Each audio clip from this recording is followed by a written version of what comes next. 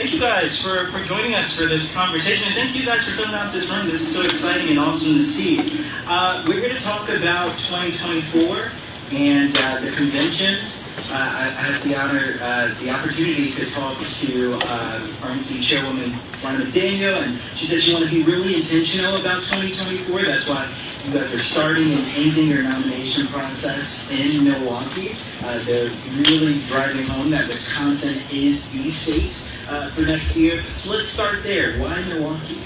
Well, first of all, thank you to Wish Politics and the sponsors. Thank you to you. Great to see the mayor just walked in. He's been fabulous to work with.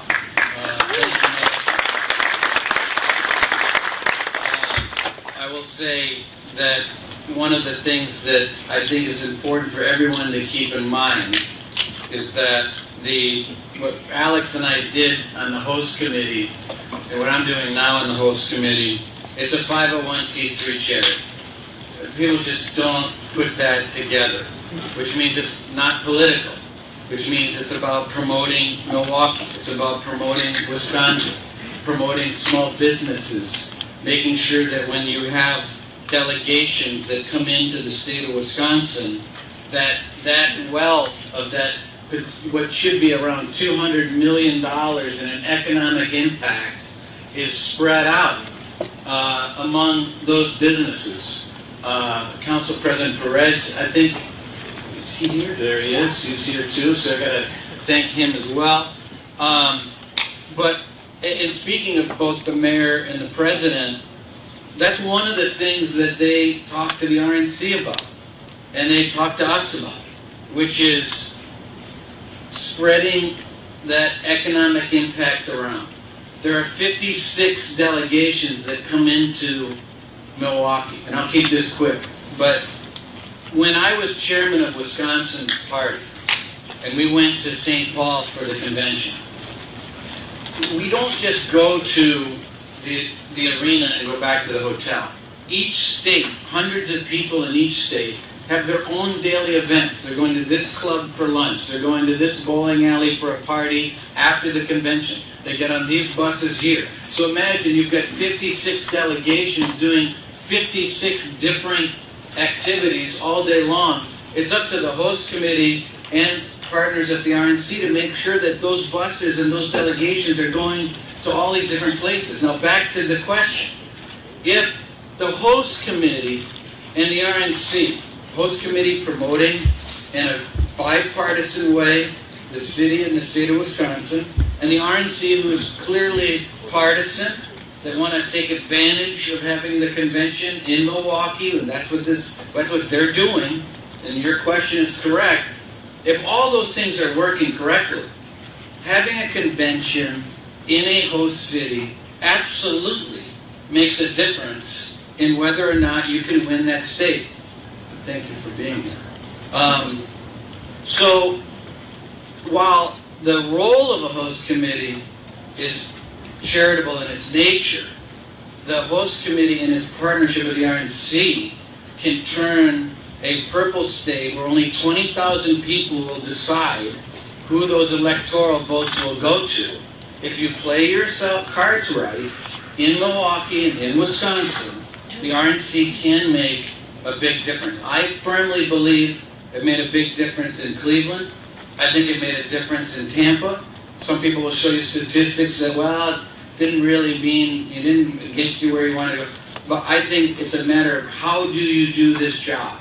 You can fly in and fly out, and whatever happens, raise your money nationally and get in and get out. That's not going to make a difference. You play it right, you do the right thing, you promote the city, and you take to heart what the job is. I think it makes a huge difference. Kind of the same question to you, Alex. I would imagine lessons learned from 2016 is why you guys make the pitch for the convention to come to Milwaukee in 2020. I mean, the first reason we made the pitch for Milwaukee was because we wanted to make sure that everyone saw Milwaukee. And that was the original reason. The idea was Milwaukee is this incredible city that was kind of, I think, at the time, I remember when we were making the pitch, I think it was Vogue or Vanity Fair said Milwaukee was like the best kept secret in the Midwest. And the idea was, okay, you've got these big conventions, Denver in 2008 for the Democratic convention. After that, Denver blew up, and Denver is now probably one of the biggest and most populous cities, especially for millennials and young people moving there. After Charlotte had the convention in 2012, you saw the same thing. Philadelphia had it in 2016, and so I think our hope was, okay, can we make a pitch for a convention that one brings 50,000 people and $200 million of economic impact, but also shows the world that Milwaukee can compete for these type of conventions, that we should be able to take risks and start going after some of the biggest conventions that can be hosted. And the fact that we were able to land the DNC and then the RNC, I think should show the world that Milwaukee is a place that you want to come to if you're looking for a big convention. I think, and that was why when we first made the pitch, one of the first things we did was go to the Republicans and say, hey, are you guys in this with us? Because, as Ryan said, there's the nonpartisan angle, and then there's obviously the partisan angle. But the nonpartisan angle is, this is a way for us to grow the city, to bring, not just the partisan delegates, but you've got companies coming in. So companies that are maybe looking to invest in the city, or they're looking for their next big expansion. Well, they can say, well, we actually went to Milwaukee for the DNC and RNC convention, and we had a great time. This is probably the place where we want to invest our next headquarters, or we want to build our next factory, or this is where we want to invest some capital. And I think on the nonpartisan side, that's what was so great about that, and why you saw Democrats and Republicans all in favor of bringing the DNC and this time the RNC to the city, because a lot of times there's the big nonpartisan aspect. On the partisan side, I think, you look at it and you say, okay, this is a chance for us to show off and really use, and show dedication to, this state and show how much we care. And I think when we were looking at the DNC, one of the things that we really loved about it was, we can show off some of the great things that Milwaukee is doing, some of the great things that, some of the leadership that we've had, to be able to say to the country, hey, this is why you should be electing Democrats, and this is why we should win. I think even having an RNC, and I think Reince would say the same thing, even when we had the DNC there, I'm sure Republicans looked at it as, oh, this is a way to draw a contrast, and now we kind of promote our policies. Looking at the RNC coming from a partisan angle, very similar, right? They're going to be in Milwaukee, and I think this is a time where we can say, look, this is what Republicans are advocating for, this is what we're advocating for, and leave it up to the voters to make that decision. But I think no matter what, anytime you're able to bring business and people to the city, I think is great. And I know that's why the mayor, county exec, the county chairperson, we're all here. We're so in favor of just bringing business and bringing people to our great city. The DNC happened to take place at the height of COVID. So it was a very stripped down version of what I'm imagining you guys envisioned, especially since that moment where you guys shared beers to celebrate winning the host city. On the note of bipartisanship, is there any notes passing along to the RNC to say, hey, this is what we would have done differently, or this is what you guys can accomplish in order to, like you guys said, that partisan shared goal of promoting the city of Milwaukee? And look, I've been in touch with Peggy. Anytime she has any questions, always happy to, have been able to help. I wouldn't be surprised if some of the pitch materials that we used for 2020 were, just change the D to the R and try to do that. But I think most importantly, what we showed in 2020 was that we can host this, and whether COVID, whether COVID took away our ability to actually have the big convention, the fact that we were awarded it showed that we could do it. And I think that then set the stage for, okay, great. We went through the whole planning process. The city officials know what they need to do. County officials knew what we need to do. Law enforcement, et cetera. Visit. Everyone kind of knew what we needed to do. Now we already have that playbook. Now let's just kind of hand that over and let then the RNC tweak it, do what they need to do to make sure that, it fits what they're looking for. But, we've made sure, and I know the mayor, the county exec, who are all deeply involved in the DNC's bid, are doing everything they can to make sure that the RNC is welcome and that the people coming are going to have a great experience. Because again, the better time people have in Milwaukee, the better we can advocate for more revenue, the better we can advocate for the policies that we're putting forth to help grow the city. More people coming and saying, wow, Milwaukee's awesome, and this is a place that we can grow and people want to come and invest, the better. And so I think that's the biggest takeaway we had from it. The partisan stuff, we'll let the DNC and RNC take care of all of that. But I think from Reince on the host committee side, and when I was doing it, it was very much how do we make sure that everyone who comes has an incredible time? And that's why, even before we sold the team and the RNC was awarded, I think everyone knows we're a pretty big Democratic family. And we said, no, Fiserv Forum's going to be used for the RNC. Go for it. That's going to bring 50,000 people, $200 million of economic impact to our city. That's great. Bring that here, and when it's time to get partisan, I'll say my piece, the RNC will say their piece, and afterward, though, hopefully everyone had one big party in Milwaukee. Yeah, On this issue of bipartisanship, which is so true what Alex said, just keep in mind, too, from the Republican standpoint, we, from the very beginning of this process, have to work with Democrats in order to make this work. We're very few big cities we can go to that are run by Republicans. So from the moment that bid comes in, we're meeting with Democrat mayors and normally Democrat county executives. In this case, Mayor Johnson was one, I would say, of the main, in the county exec, but Mayor Johnson was one of the main salesmen that made this happen.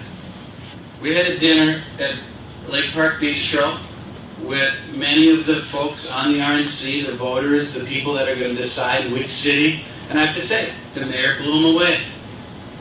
And they said, I love this guy.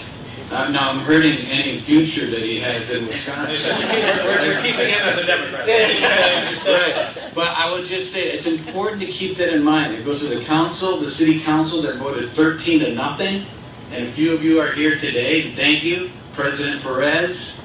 That made a huge impact.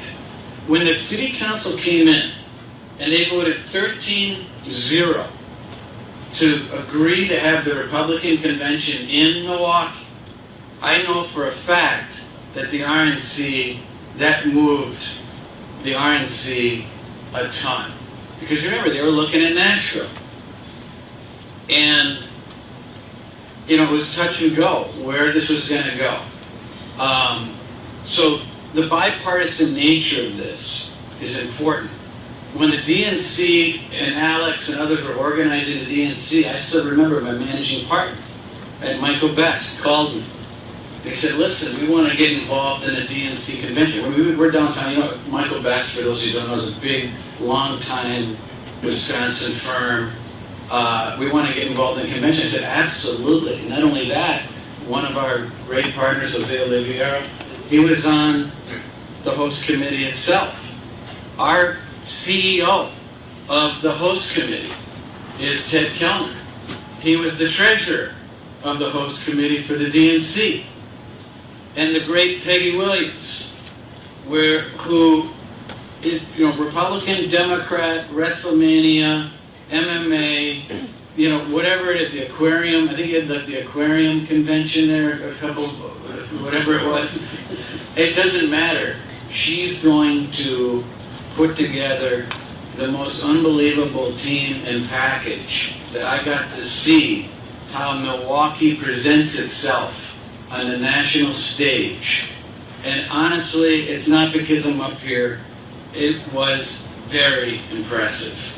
And from the beginning to the end, Democrat, Republican, love Republicans, hate Republicans, it wasn't like that at all. It was very professional, from beginning to end, and it's important to know that. So in my role, you all see me as like, this partisan, hardcore Republican, similar to Alex, although Alex has got the business side in the city. I'm a partisan person who has a unique role of bringing this community together to support the convention with the help of many, many people in this room. Last thing, without the work that Alex and the DNC folks in Wisconsin did to bring the convention to Milwaukee in 2020, I'm not sure whether 2024 would have happened. That it helped pave the road for 2024. So that if there's all-star games come into Milwaukee and in baseball, NBA, look how Cleveland exploded. Just like Alex mentioned Denver. All of it works to the good. So even though the DNC convention didn't happen, I know people were disappointed, we all were, as a pandemic. But that work to get the Democrat National Convention in Milwaukee is all part of the same story to get us here and beyond in Milwaukee. I want to break up this love fest. We love partisanship, but and I know, I get it. But 2024 is coming up, and I'm interested to know, what do you think the party needs to do to flip the state again? Well, I mean, this is a conversation that it can go every direction and back again, and maybe you're right, maybe you're wrong, but I believe that Wisconsin is extremely divided. It goes without saying. I think 20,000 people will decide the election one way or the other. I think it is a state unlike any state that I can think of. And I'm talking about from my position as someone who lives in the weeds, in data, in consumer data of people. What beer you drink, what car you drive, how many kids you have, how much money you make, everything about you, to analyze what you're going to do. And then target you on your door and in your mail and on your computer based on all the things I know about you to make you think something different. Wisconsin has two of the most sophisticated state parties in the country as a combination. Some states have great Republican parties or great Democrat parties, but this is a state that, unlike any other state, has the most sophisticated state party system in America. This is a state, when you see polling, and you see one Republican candidate's at 48%, the Democrats at 48%, and you got 4% in the middle. It's unheard of. So what that tells you is that this is an entrenched, decidedly hardened electorate where very few people make the difference. So wedge issues matter, whether it be abortion, whether it be your position on Donald Trump, whether it is a particular tax issue that's taking over people's minds. Those issues and how you target those 20,000 is what's going to make the difference. Increasingly in Wisconsin, the difference between winning and losing is the boring stuff. It is targeting, turnout, persuasion, messaging. And that's what will make a difference in Wisconsin in 2024. There are big issues, and you can go up into the clouds and start hyperbole and all this great stuff you all want to hear. But the reality is, in Wisconsin, this is a hand-to-hand combat state that's won in the trenches.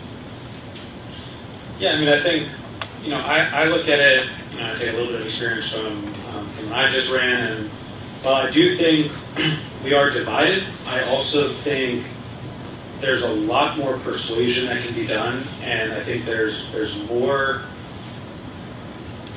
similarities to, I think, a lot of the voters in Wisconsin, whether they're voting Republican or Democrat, than I think we give them credit for. And I think one of the big things, President Biden's going to have to do, one of the big things Tammy Baldwin's going to have to do, which, the reason I think they've won before is because they've done it, is you've got to actually show up, right? I think that's something that's incredibly important, and, Wisconsin voters, we make you earn it.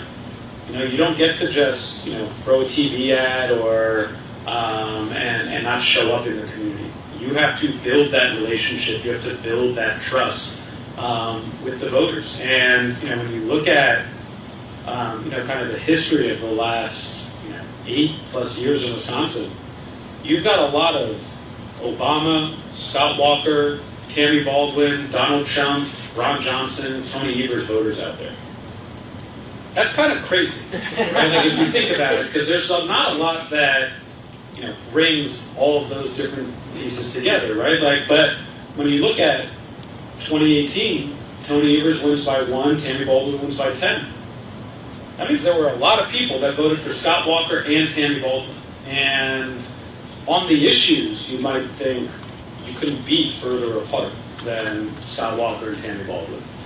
And to me, what that says is that you have to go to communities, you have to show up, you have to have a relationship and a trust and be able to talk to someone and say, hey, you might disagree with me, right? You might have voted for Donald Trump, but I'm Tammy Baldwin and I'm someone who's delivered for you, I'm someone who cares about your issues, and I think a lot of voters in Wisconsin, whether you always agree on the issues or not, I think if they can say, hey, you know what, I trust that you're going to go to Washington, I trust that you're going to be honorable, you're going to care about our community, and you're going to be accessible and trustworthy.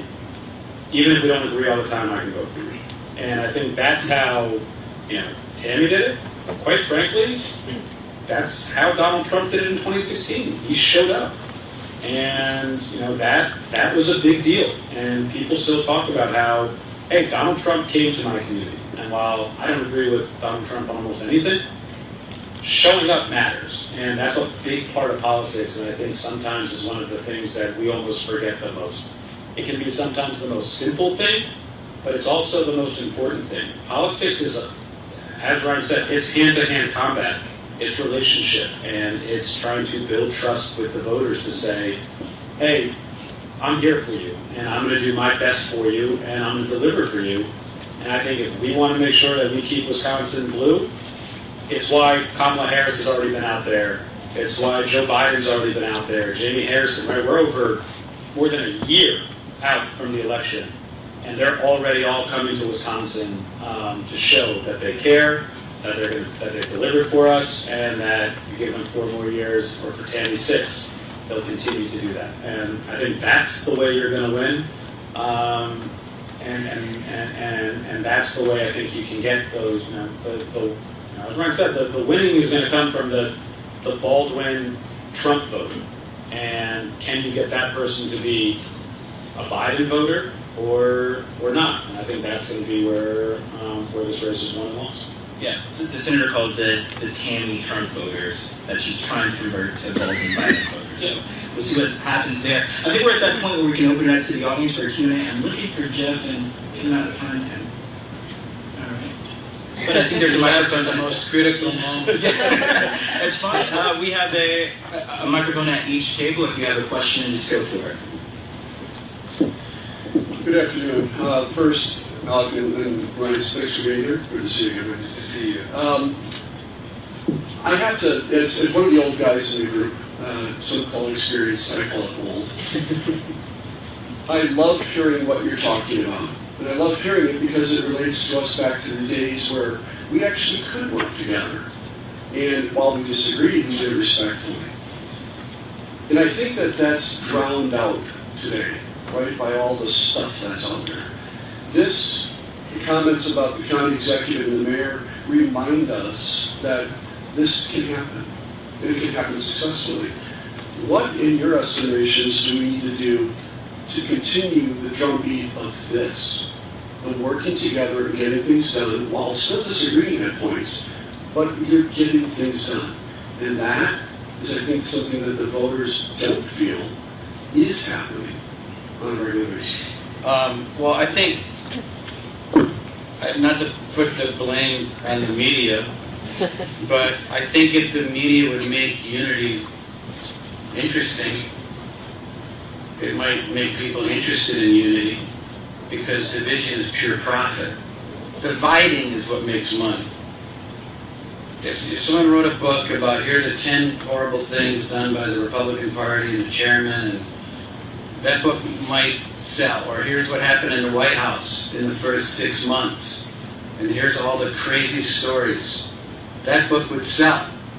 But the book about what's going well, or the book about how Republicans and Democrats work together for some good, that doesn't sell. The split screen isn't there. Division is pure profit. Unity is a loser. So that's very difficult to confront. But for the most part, I do events like this and with people like David Axelrod and Paul Begala and Donna Brazil, and they're great because people see that while two people might not agree with each other on a lot of issues, there's genuine camaraderie, people are decent to each other. I do a lot of events at colleges, and we've got college students here. And for a lot of times a Republican, and especially one that worked in the Trump White House, sometimes it's a tough place to go. But I always go. And the reason I go, I did an event with James Carville at University of Southern California. And the reason I do it is because I want the kids to see that it isn't always just horrible hatred and division, that there are people that most of the time we are getting along. Most of the time it isn't what you think. And so I think it's important for college students to see that. But you're right. But I think if somehow or another people cared about unity more than division, easy to say, but that would be a start. Yeah, and I think there's, I've always said, and I truly believe, I think there's more getting along and more stuff getting done than we kind of give it credit for. Because all we always hear, all we see is, the yelling back and forth and everyone, telling everyone how much the other side is terrible and all that. But when you actually look at, at least this administration, probably one of the most bipartisan administrations in terms of legislation that got passed in the last 30, 40 years.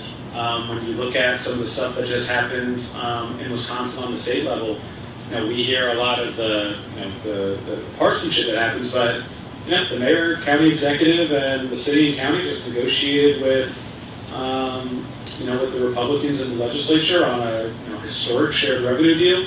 And was able to pass a budget that was done by Republican legislature and signed by Democratic governor. And so I do think it's always, look, you don't raise money or probably get ratings, as Ryan said, by talking about all the good things. But I do think that's how you get elected, in all honesty. I think when you look at the races that have the most growth and that win by the most margins, Tony, Tammy, it's talking about the stuff that we've done together and how they've delivered and that they've created results. And I think it's on us, the voters, and people in the state to say, hey, who I want to send to Congress, who I want to send to my state legislature, who I want to make our mayor and county executive or our council people, are people who are trying to get things done. And I think in Wisconsin, especially on the city and county level, we've elected 2 people with the council. We've got now leaders in Jose Perez and Marcelia Nicholson who all want to do things. And whether that means working with Republicans on the state level or Democrats on the city and council level or independents, they want to get stuff done. Tammy Baldwin wants to get stuff done.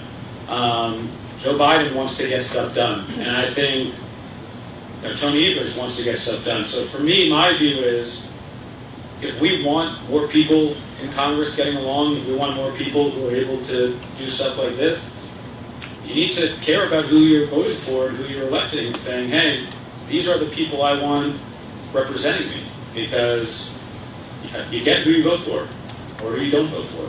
And if we want more people doing stuff like this and our government to function better, we've got to make sure that we're electing people, and that unfortunately starts with all of you young people, making sure that you guys are engaged and caring and paying attention and convincing your parents to vote for people who want to get stuff done. You want to ask a question?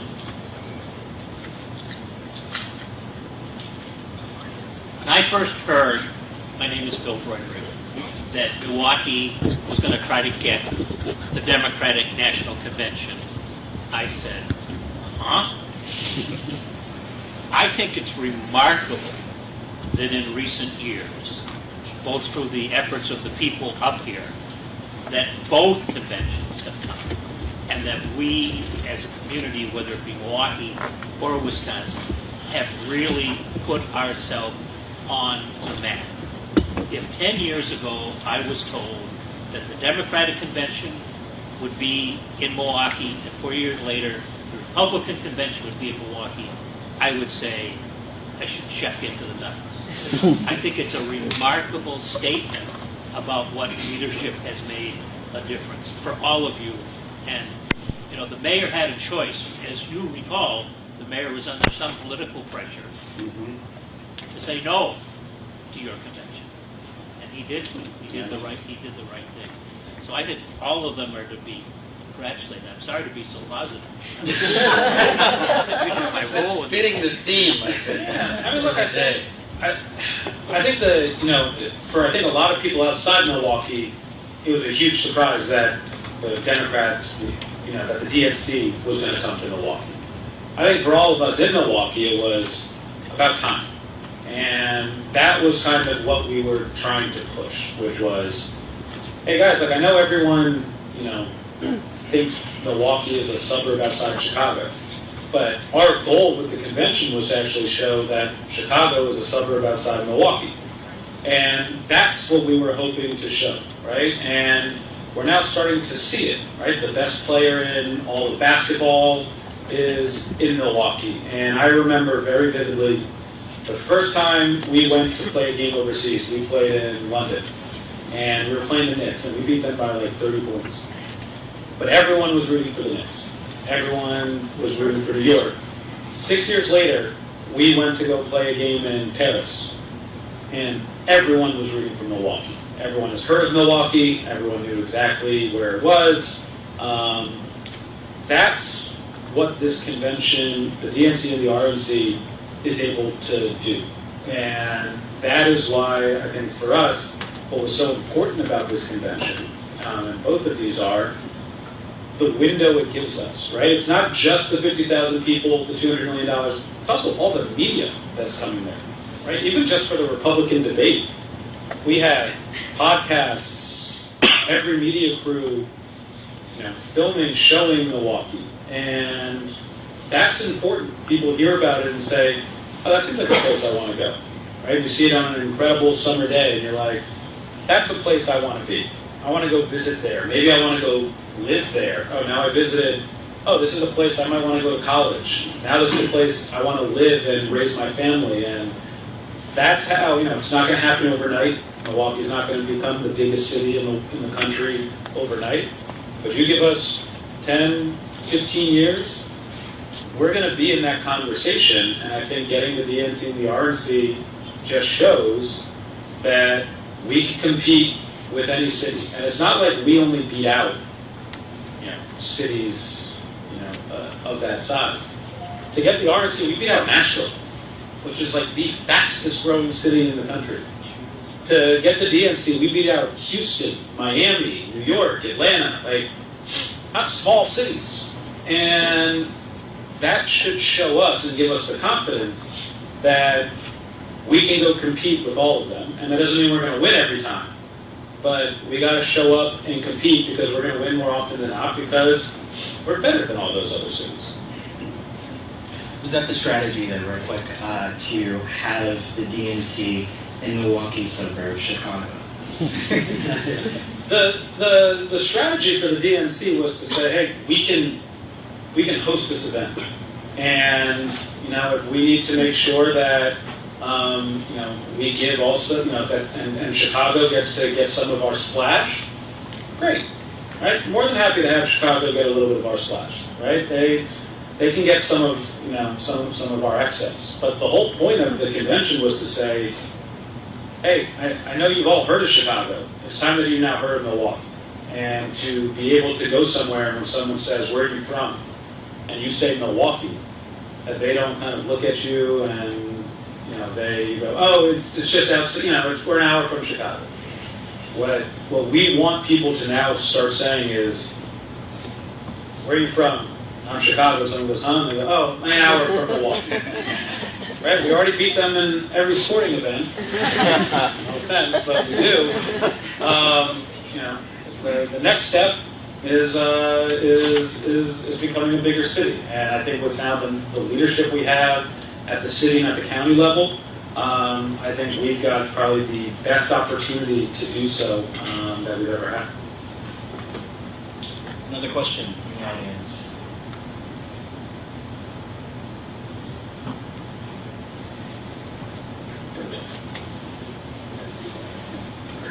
Hello. I'm Taylor Populars. I'm a colleague of Reince. I work with Spectrum News and cover politics. I'm curious for each of you how you think Joe Biden and Donald Trump are faring right now in Wisconsin. Obviously, Biden has been in office for a couple of years and has a record that he's running on. Trump has been facing some legal challenges recently, and that's been kind of consuming what the public is hearing from him. You can each answer about both, or you can answer about the candidate in your party, but how do you think they stand right now in Wisconsin? I think right now Biden's in pretty good shape. I think the one thing you need to remember is this is Wisconsin. You can be in good shape and it's 48-48. And I think at the end of the day, we can look at, we all love to ride the polar coaster and it's that's a fun ride. But at the end of the day, it's going to be 48-48. And how can you then get either that extra 4% or even break through and maybe get, eat into that other 48%. And I think the strategy that the president's doing right now, I think is the right one. Coming out there, sending surrogates out there, showing the people of Wisconsin that we're taking it seriously. And it's important to not just go to Milwaukee, Madison and bounce around there, right? We saw the vice president in Kenosha, making sure that, Jamie Harrison went to Waukesha, making sure that we're going to Eau Claire and St. Croix County and La Crosse and Green Bay and to all parts of the state. That's how you're going to win. I think right now, the polling and everything to me is kind of irrelevant. Because I know that come September, October of election year, it's going to be close, just because that's what Wisconsin is. And if you put in the work now, it's going to pay dividends closer to election time, because right now, you're not asking for anyone's vote. Right now, you're trying to build trust. You're trying to go to people and say, hey, this is what we've done. This is what I've done the last 4 years. Contrast that with what my predecessor did. And start to build that trust, start to show, hey, we've had one of the most successful administrations that we've had. Here's now our vision for the next 4 years. Build that trust, start going to places before it's just 6 weeks before the election. Because that's when everyone's getting tired of politics, right? It's because all we're doing is either negative campaigning or asking for your vote a week before the election. Asking for money a week before the election. You start building that trust now, start talking about the issues and what you're going to do to whether you're Democrat or Republican, and you actually start going to talk to people. That's how you build that trust, and come October, come November, when it's time to actually vote, people say, yeah, no, I remember when Joe was here in July of 2023. And he was talking about, the Inflation Reduction Act. He was talking about bringing broadband here, talking about lowering prescription drug prices, right? You see that and hear that, and that's going to matter come September, October, November, when all the negative campaigning is starting. And And have you built up enough trust with the voters where they say, yeah, I see what the Republicans are saying about Joe Biden, but I saw him 2 or 3 times this year, and that's not the man that I know. And so I think it's been a very good concerted effort to visit, to buttress that with campaign ads so early, which is pretty historic. And you can be running an incredible campaign, and in Wisconsin it's still going to be 48-48 come October, November. So I think right now I feel like they're in good shape. I think they're running the exact right strategy. And I can also tell you that no matter what, it's going to be really close. And that's just how Wisconsin is. We make you earn it. Well, unfortunately for the Democrats, I think they're stuck with the candidate they've got. They've chosen the wrong person, just like they chose the wrong person when you ran. And they're going to be stuck with a candidate who's in far worse shape today than he was in 2020. You can say what you want about Donald Trump, love him or hate him. He's the same today as he was when he came down the escalator in 2015. People have opinions on him that are very clear. It goes without saying. But President Trump won Wisconsin in 2016 by 20-some thousand votes. He lost Wisconsin in 2020 by 22,000 votes. My point a half an hour ago. But the difference, though, too, now is that 74% of Democrats say that they wish that they had someone else running besides President Trump or President Biden. Biden approval rating is 20 points worse, as I just said, today than it was in 2020. And I think Republicans have woken up to early vote, absentee ballot voting, all the boring stuff that I talked about earlier, targeting, data, turnout. That all being said, I come back to what Alex said and what I said right off the bat. This is going to come down to 20,000 people, persuasion, targeting, and turnout. And the one thing for sure is true. No electoral math works for either party without Wisconsin. Which brings us full circle back to the convention, back to the host committee, the RNC, how you're perceived in the state. If you're perceived positively in Milwaukee and Wisconsin, with only so few people to move, it can make a huge difference. And so that's why this convention, what the RNC is doing, and Wisconsin's role in 2024 all work hand in hand. And again, it all comes down to Wisconsin. I have to ask you about that early voting. You said Republicans are wising up to that. I know Milwaukee, Wisconsin was first picked by the RNC to launch the Bank Your Vote initiative, targeting early voting for Republicans. But for so long, you've had Republican candidates say that this is ripe with fraud. How do you change behavior or the mentality of Republicans to participate in this when it's been for so long condemned by the top of the party? Yeah, well, I really commend the chairwoman McDaniel, the RNC, for launching this Bank Your Vote. I think that to Alex and the Democrats, it's like, why wouldn't you? I mean, we've been doing this for 10 years.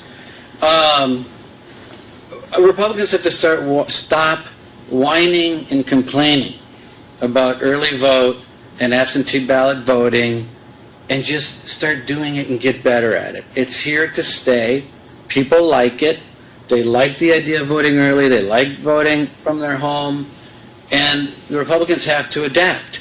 To your point, though, which I think is extremely important and missed by Republicans especially.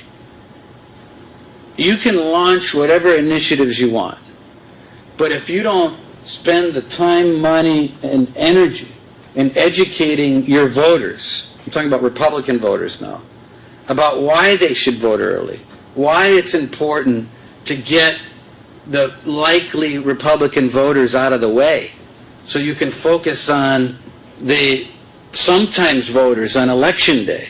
That's why you need to do it. So it's going to take the entire Republican ecosystem to change its ways and change their opinions about early vote and absentee ballot voting. It used to be, back when I was running the college Republicans, that if it snowed in Wisconsin in, say, an April election, we'd say, oh, great, Republicans have an advantage because a lot of the Democrats, they might not go, or, the turnout's going to, Democrats are much higher turnout in presidential elections than midterms or spring elections.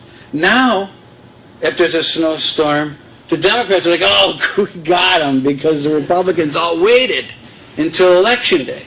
So the mentality, you're exactly right. It's turning the mentality of the Republican voter to understand that taking likely Republicans off the board early gives us an advantage on Election Day to focus on the persuadables and the ones that are a little bit more on the fence. It makes sense. And that's what the challenge is for the Republican Party. Alex, to get you in here, if they are able to change that behavior, is that something Democrats should be concerned about? I mean, I don't think so, because at the end of the day, it's still a choice on policies. And I think, even when you look at the 2022 election, I'm pretty sure it was more our electorate than it was Democrat electorate. But what ended up happening was, especially in Tony Evers' race, like, more ours said, hey, we want Tony Evers than Michael's. And I think same thing in 2020, right? More people said, hey, I want Joe Biden over Donald Trump. And I think at the end of the day, look, when you get out to vote matters, voting matters, but what I am a firm believer in, and I hope it's not just pure naivete and Aaron Sorkin West Winginess, but I do believe that voters are pretty smart. I do believe that we need to give voters way more credit for knowing who the candidates are and where candidates stand on issues and how they feel about them. I think whether Republicans are banking their votes early or not, to me is going to be irrelevant so long as we're able to draw the contrast and show what it is that Democrats want to do versus what Republicans want to do, and to me, I think that's the most important thing. I also think it's very hard to get people out to vote when the leader of your party is constantly saying that these elections are stolen, and I think that's something that I think Republicans need to figure out, which is, if we were playing, if we owned a basketball team and, and we just kept saying, all these games are rigged, don't play, this is all terrible, our guys would have no motivation to go play. So I think we've got to make sure that we're, grappling with the idea that, hey, these are free and fair elections, and getting back to the point of, hey, as Ryan said, if you lose, you lost. Do better next time.